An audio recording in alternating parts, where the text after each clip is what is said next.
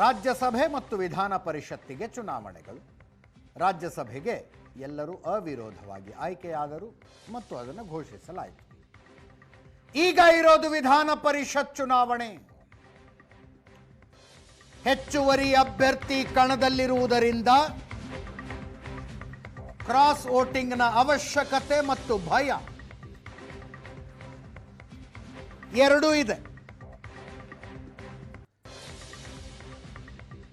7 ಸ್ಥಾನಕ್ಕೆ 8 ಜನ ಅಭ್ಯರ್ಥಿಗಳಿದ್ದಾರೆ. Number game ಲೆಕ್ಕಾಚಾರ ನಡೀತಾ ಇದೆ.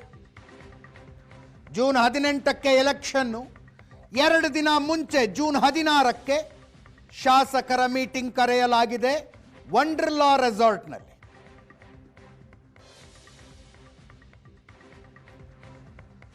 ನೂರ 36 ಶಾಸಕರುಗಳ ಸಂಖ್ಯಾಬಲ ಇದೆ ಕಾಂಗ್ರೆಸ್ಸಿಗೆ.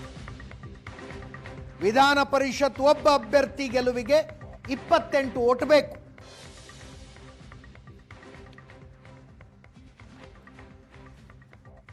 ಕಾಂಗ್ರೆಸ್ ಕಣಕ್ಕಿಳಿಸಿರುವ 5ನೇ ಅಭ್ಯರ್ಥಿಗೆ 2-3 ಓಟುಗಳ ಕೊರತೆಯಾಗುತ್ತೆ.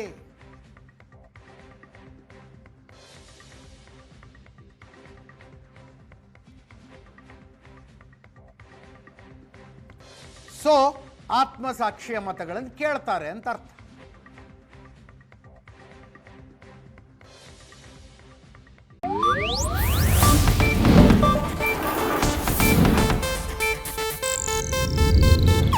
ಇದು ಏಷ್ಯಾನೆಟ್ ನ್ಯೂಸ್ ನೆಟ್ವರ್ಕ್ ಪ್ರಸ್ತುತಿ.